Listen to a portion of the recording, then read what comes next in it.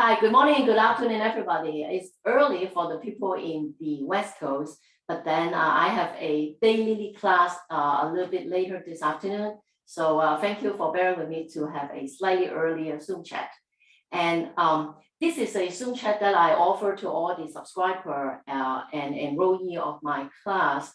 And I do post it on YouTube because it's easier for people to access, and also it will reach a larger audience with people are interested to learn more about Sumi-e. But if you want the live conversations, you have to be a subscriber or enrollee to my workshops.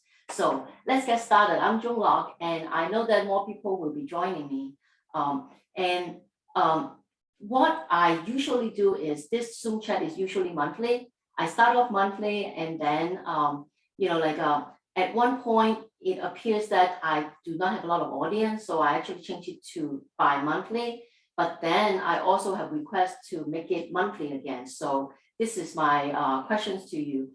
Do you want it monthly or do you want it bi-monthly? I will try to keep it 40 minutes, meaning that it's not going to take you the whole morning or whole afternoon. It would just be, give or take, even with a little bit of extension, would be, like half an hour to 40 to at most an hour of your time. I'll probably keep it on a Saturday. So if you, you can say it on the Zoom, or you can put it in the chat if you don't want to be on screen, or you can just let me know a little bit later with email and things like that, whether you would like to have it monthly or bi-monthly.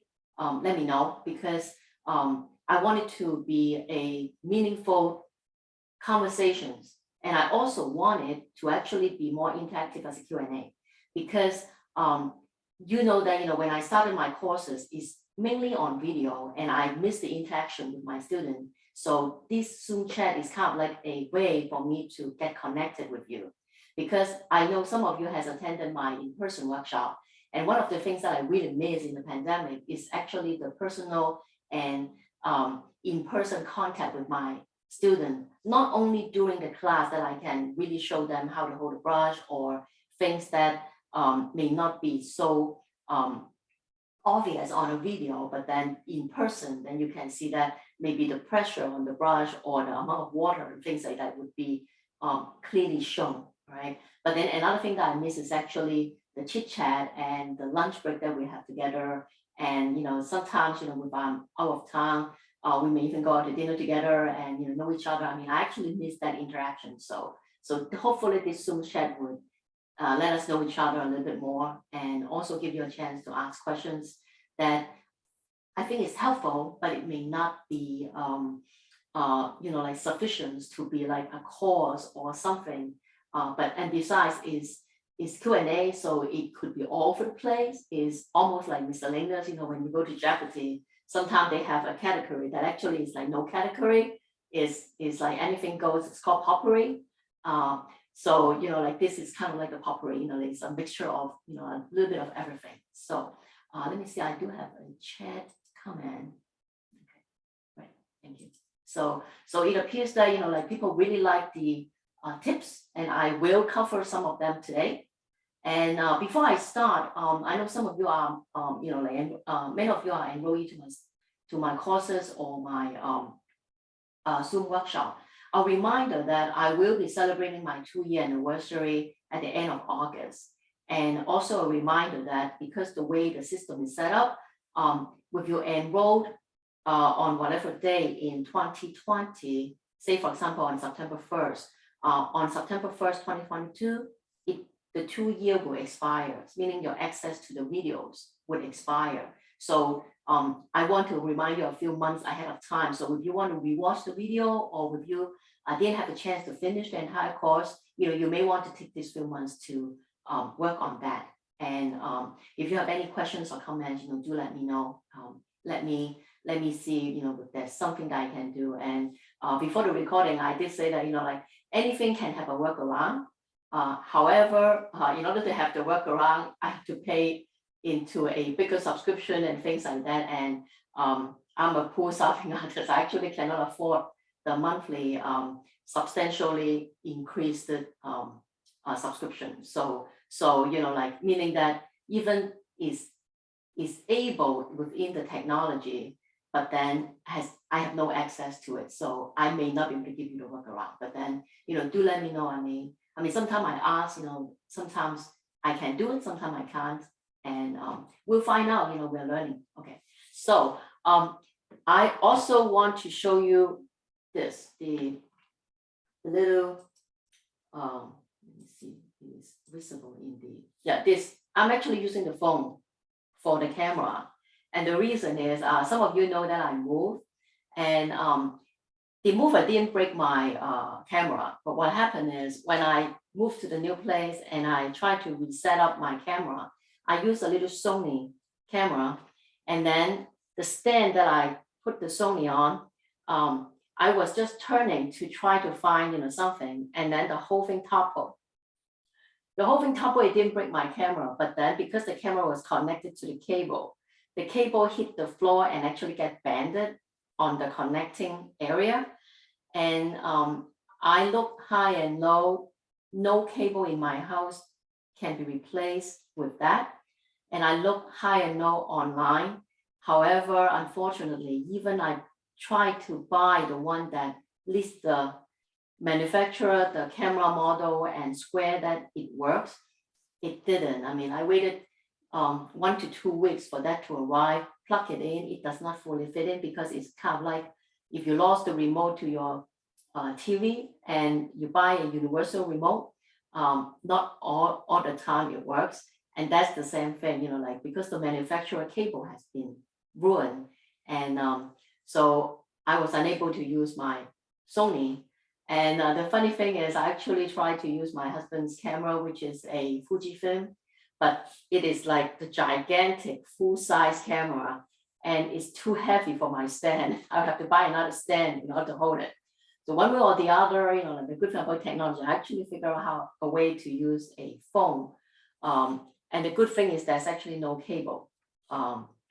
So this is what it is, and so it's something new. So we are learning every day. We are challenged every day. But then I can also tell you that all this little hardware, they are not cheap. But let me get to the part that I promised to cover. Today I want to cover 2 things. Okay, the first thing I want to cover is a way of preparing the silk for silk painting.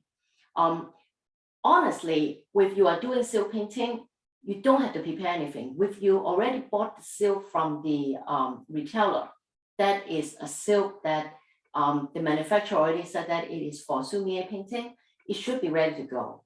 Because if you buy a piece of silk, say for example, if you go to the fabric store and buy a piece of silk, that cannot be painted on, because the silk itself, if you put ink on it, it would just smear, and the paint would just not settle on the fabric. What we need is to have alum and glue, and of course a special formula mixture to size the silk to make it paintable. And a lot of times they would actually add the right amount of glue to basically harden. It's almost like starching your shirt, like in the olden time, people like starch their shirt. So the alum and the glue also has a starching effect that the paper, the silk would become kind of stiff or stiffer. So the texture is almost like paper, and you can just cut it to the size that you want, and just like size rice paper, you can just paint on it. So you don't have to do anything to start that. However, I talk about painting on silk in one of my Zoom chat, and get into the conversation of painting on silk. So today what I'm going to do is I'm going to show you a way that one of my friends, when I was living in Connecticut, she paint only on silk. And the way she presented is actually very romantic and dreamy. She's a female painter, and her style is very romantic. Okay, so very dreamy, very lost and found colors. And the way she did it is this. Okay, and I have some sample I'll show you.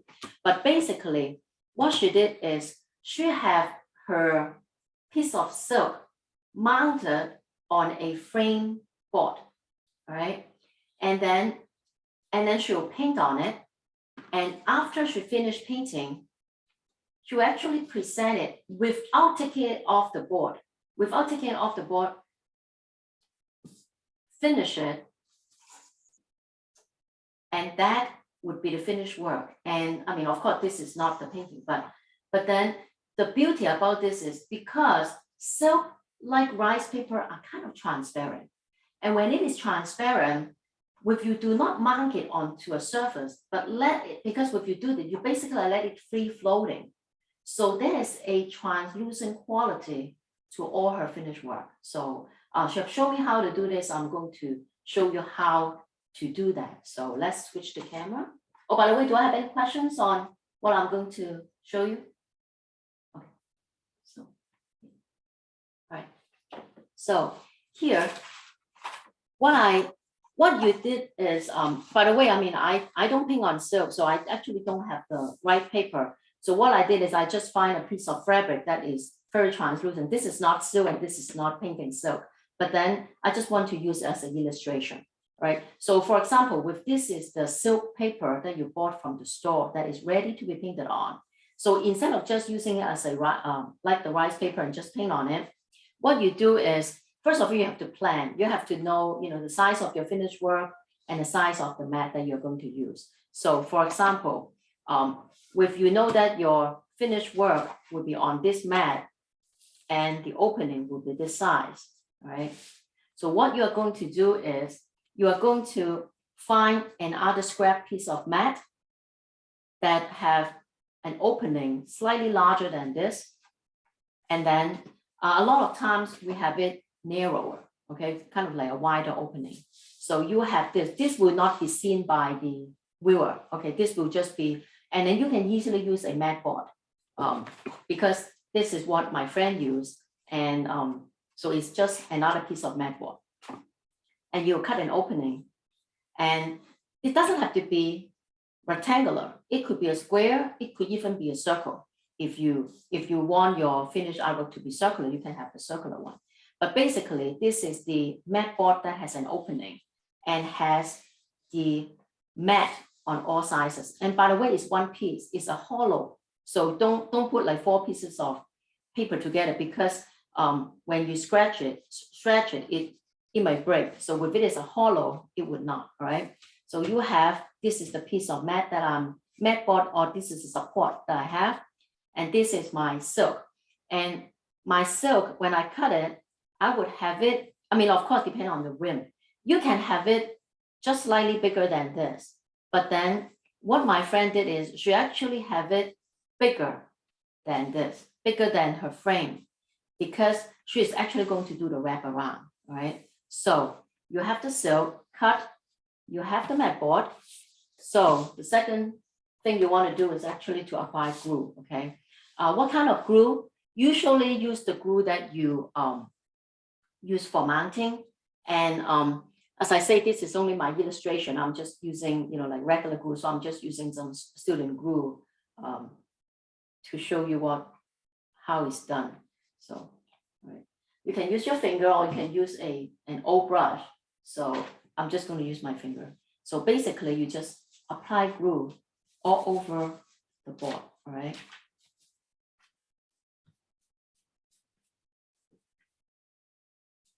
And you're not applying to the silk because if you apply to the silk, you have to, really watch the edges and things like that. But then if you apply it to the frame, it doesn't matter. And you probably saw that I have protected my table surface, so I can just easily go over the edge. It should be fine because my table's top is protected. And this is just newsprint. So this is not the only way that you do, but then I do think that if you paint on silk, it may be something interesting to try because it has a translucent effect in the end product, which is something that a photograph may not be able to show, but when you see it in person, especially when you walk from one angle to another, that's very interesting. Okay, so I have applied glue evenly on the entire surface of my supporting mat, right? And then I have pre-cut my silk that I want to paint on, right? So what I'm going to do is, because I know I've cut it, so I know that it fit, right?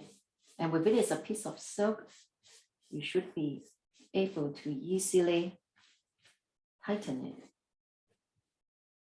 And you have to kind of like stretch it a little bit because you don't want the end product to have any bubble or loose wrinkle.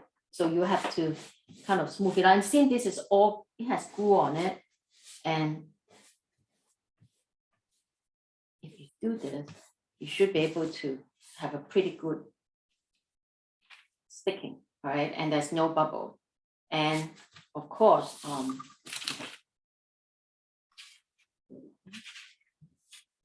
because this is dirty, okay, I am going to just put a little bit on the rim.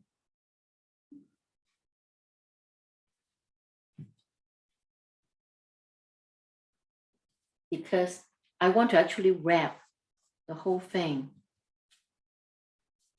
And by the way, I mean, like this, as I say, I'm just doing it as an illustration.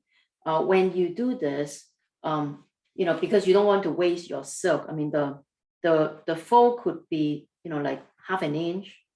You know, as far as what it does is it just help you tighten the thing if you are wrapping it from both ends. Basically, it's just like wrapping a gift.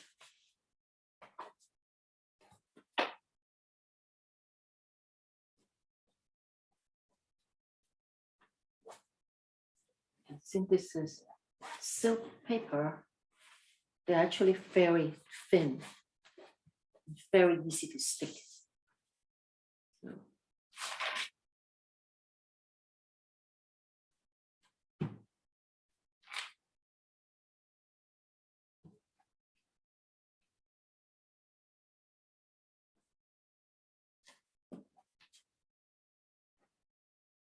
And of course, you know, you use a little bit of force to make sure that it really tightens on all edges. A little bit more on the corners.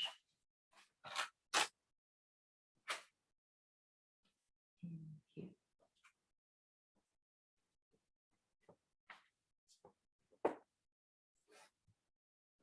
Okay.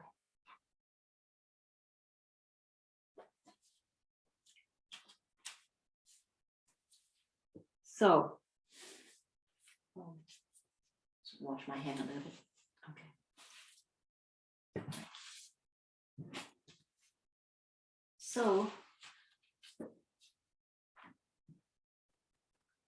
So when it finished, it will be like this. So this is the sign that you have, you know, the folded edge. And this will be the one that has the silk covering the entire piece. And on top of that, if you want to make sure that this is completely tightened, what you can do, you can even use some clips.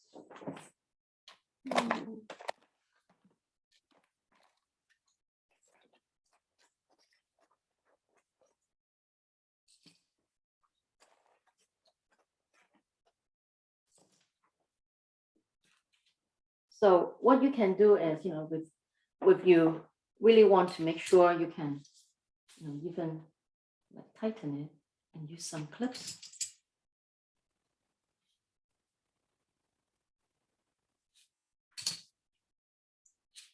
To make sure that it's not falling apart when it's drying. Or, you know, like you add more to it and things like that. Okay. So you basically leave it out there and to dry completely. And it doesn't matter whether it has any smudge mark or things like that, you know, this and this, it would not show, right? Because all you need is the center, right?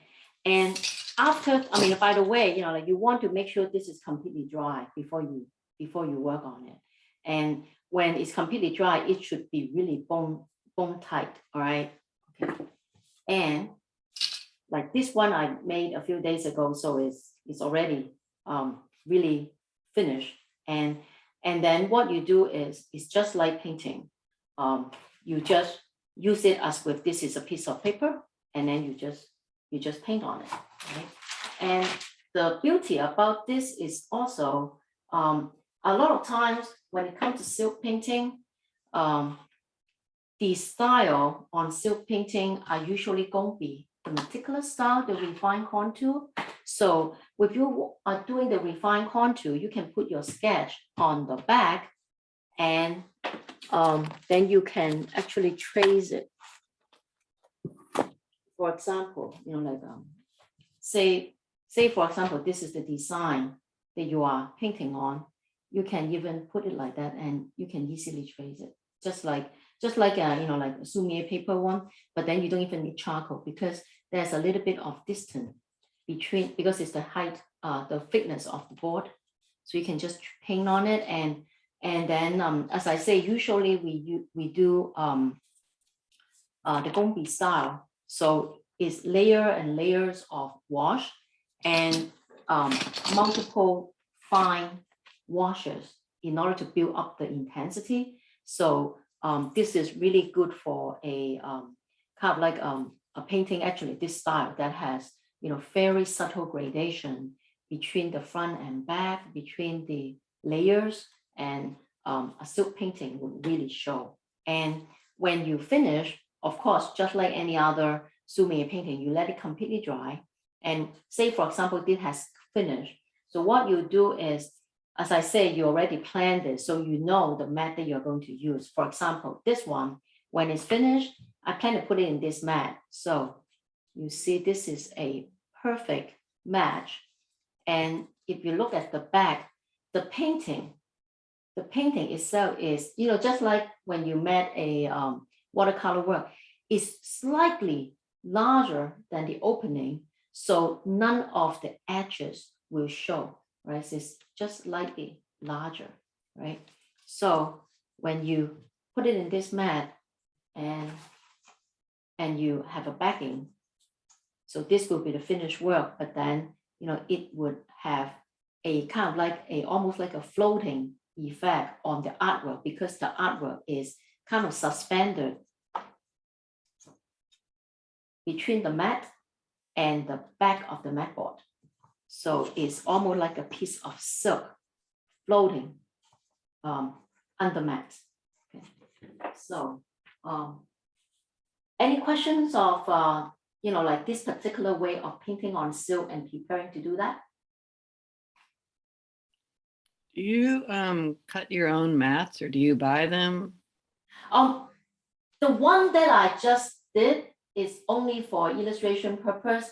I myself is not really good in framing and any of the related work. So these are actually all bought.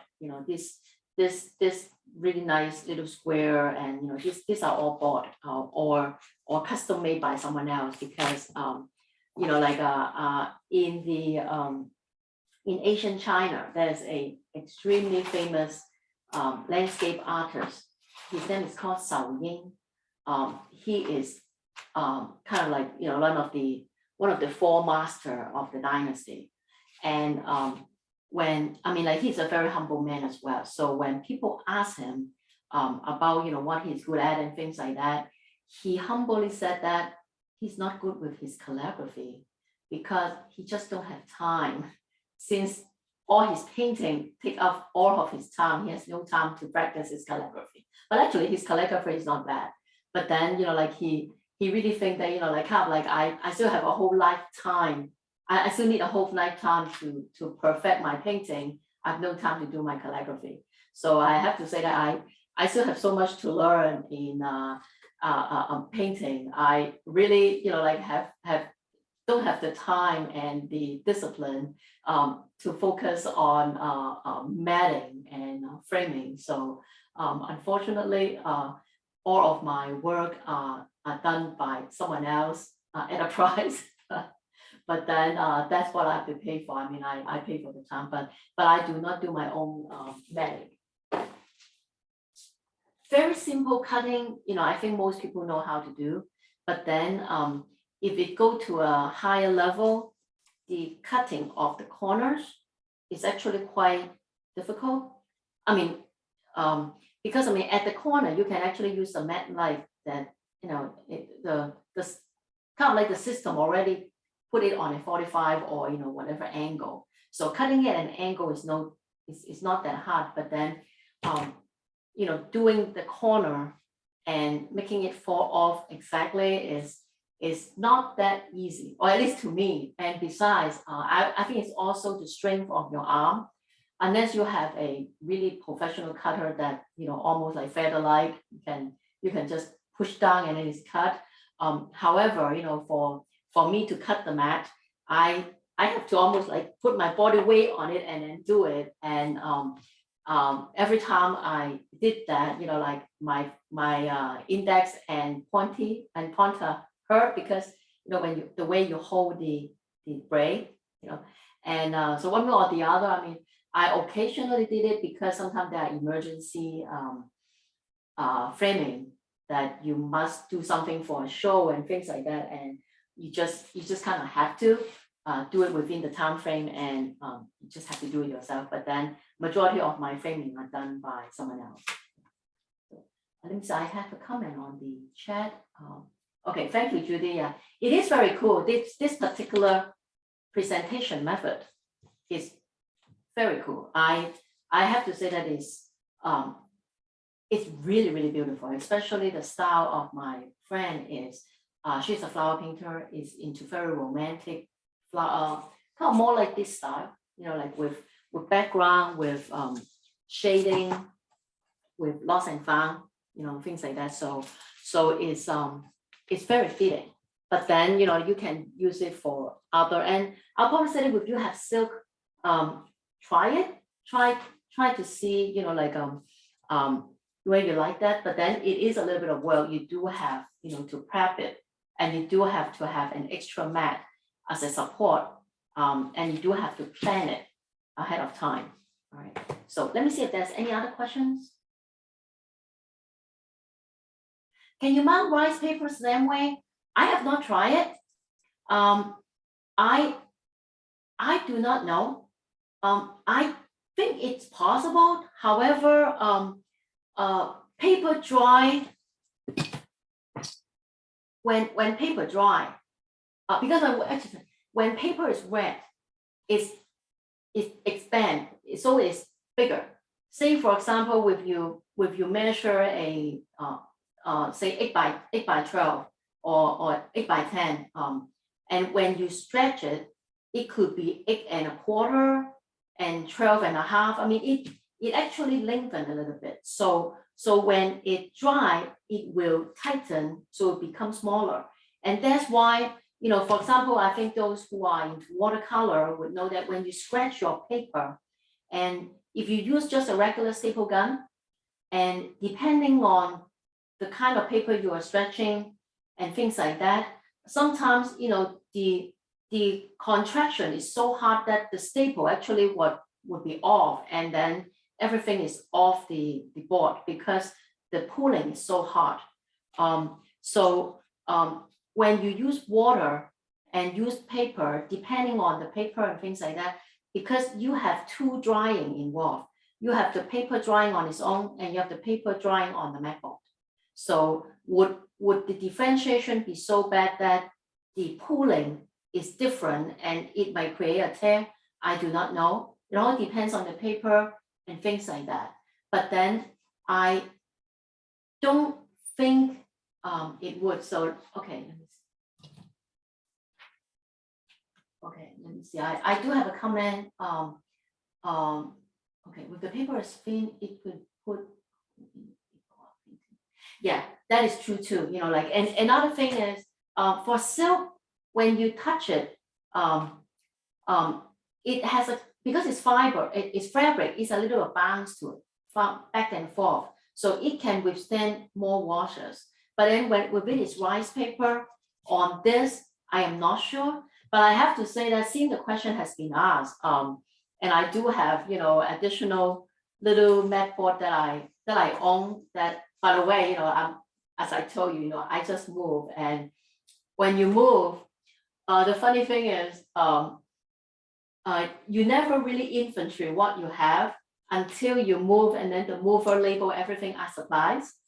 Then, like you move to the new place and then you have half the boxes in the entire house labeled as supplies. Then you have to open every single box to find out what they are. And then you realize that, you have boxes after boxes of the same supplies. Then you realize, oh my God, I better start using some of them. So I probably find, like enough mats that I can try. So maybe I will try it on rice paper, and I can report back to you guys, what is my comment or at least my experience on that. Okay, I have another comment say that I don't think rice paper could take the scratch with wet. If you scratch it dry, okay. Yes and no, because if you do the crinkling method, I do think that the rice paper do expand a little bit, yeah. And then when it dry, it do shrink a little bit. But then it also depends, because my next segment is actually talking about different kind of rice paper. So let me see, we have more comments on painting on silk, the preparation. Let me just see everybody. Anybody have any additional comment or questions on, what we just did on painting on silk? No? Okay. All right. You have No, done. Yes. I have a question that I don't feel like typing out. Okay, go ahead. You may have touched on this, but when you have the silk that's not pre-treated, is there a way for us to treat the silk to paint on, or how do you? Okay. Treating the silk is similar to sizing the paper. However, because I'm not a specialist in this, so I would not want to swear that it's the same. But then I suspect that there's like special formulas and special combination. But basically, the theory is the same. Sizing is done by mixing glue and alum. Okay, glue is the binding agent, because alum itself, like alum is a chemical. I mean, if you go to the spice rack of your supermarket, and because it's alphabetical, you go to A, at the very, very top right corner, left corner, you see A, and then ALUM is alum. So and people use it to preserve pickle, and it's the same alum, right? You can buy that alum, and of course, there are Sumi-e supply stores. I don't want to name them online, but then, you probably know who they are. But then they also sell alum. They sell alum powder. And then, so what it is it's a chemical. It's a chemical that actually have a quality of preserving and making sure things don't rot. And then so that's alum. And then the next element is glue. And glue, of course, like in the demo, I just use almond glue, but then of course for sizing paper, you don't use almond glue, you use natural glue. And a lot of times for Chinese brush painting, they use something called the peach glue, which is the sap of the peach tree.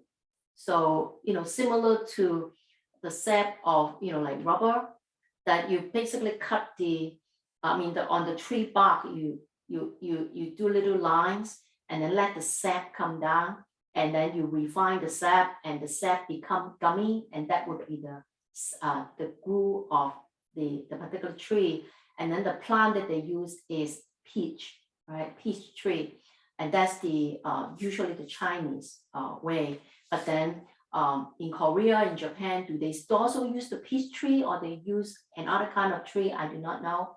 But basically, it's the glue and the alum. And in Western painting, the glue are usually not peach. It also could be because the plant are not popular in particular regions. The glue that they use, like various kind. They have plant-based or they are animal-based. And when I say animal-based, the most common one is called ox glue. So it's from the what you call the the bone, the bone, and there are some kind of, like sticky thing that they can get, and that's the ox glue. But the ox glue can have a tendency of yellowing after, like 50 or 100 years. So therefore, ox glue is fading out. Things like that. So it's the glue and the alum. And when you size the paper, you mix alum with the glue, and of course, different people have different formula, half and half, like 3 part to 1 part, and all those different. Oh, by the way, both of them have to be diluted with water first, and then mixed together, and then you size your paper. And I believe that it's the same material that you use for the silk. However, I think the formula probably will be different. Say, for example, if it is 1 to 3 for paper, it could be 1 to 5 for silk or something like that. But then what formula, I do not know, because I'm not, a specialist in that. And then another thing is similar to rice paper. Rice paper, they're not equal. There are different kind of rice paper. So if you want to size an unsized a raw rice paper, sizing a piece of swan is different from sizing a piece of mulberry paper versus a piece of ham paper or ma paper. So the same with silk. Silk, honestly, it's very hard to find silk because I think I can use the name. Nowadays, most people buy their fabric with Joann, right? And if you go to Joann, I don't think you can find 100% silk. You probably would be able to find, different kind of polyester mix, or things with a percentage of silk, because silk is not really a fabric that is easily found in a fabric store. But then, of course, I know that many of you may be able to have access to specialty fabric store and things like that. If you want to find 100% silk and then size it, I don't know, but I think it's a lot of work. I will probably just buy some sized silk paper. Okay, I do have another comment.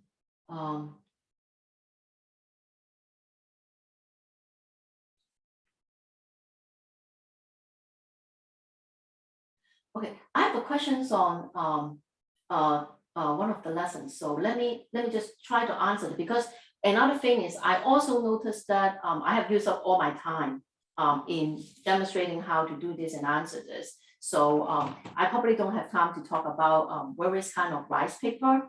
And usually I'll extend this, but I actually do have to eat lunch, and because I have another class coming up, within an hour. So I will talk about different kind of rice paper in the next lesson, and I will answer this question, and we'll close the chat. And let me just do that again.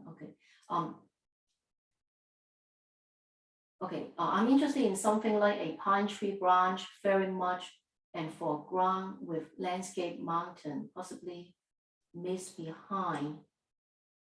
Suggesting it's meant to be okay. Marcy, actually, we just have a lesson on doing pine tree and background. So maybe I will answer that question with an email to you. And okay, I do have another questions on what paint to use for the blue and green landscape. Okay, blue green landscape, I'm going to teach next month, June the 16th. And blue green landscape is actually a gongbi landscape. It's a fine line painting landscape. And of course, there are different styles to it. And with some development, it can be a pomo and therefore a expressive stroke. But the one that we are doing on the 16th of June will be a gongbi fine line landscape. So you need Sumi-e ink, and I have a shading before we do the blue green. So we need indigo, which is a deep dark blue, and also burnt sienna mixed with ink, so it will be a dark brown. So I need brown color, blue color, and Sumi ink, and that is the base. And for my blue and green, I actually favor the green more than the blue. The blue will be stone green, which is a mineral blue and a mineral green. And you can, I can send it to you with an email, especially when you register. I will send you the supply list. But then if you have a box set, any brand, it could be Marie, it could be Yoshitomo. If you have a box set, they usually have 2 colors,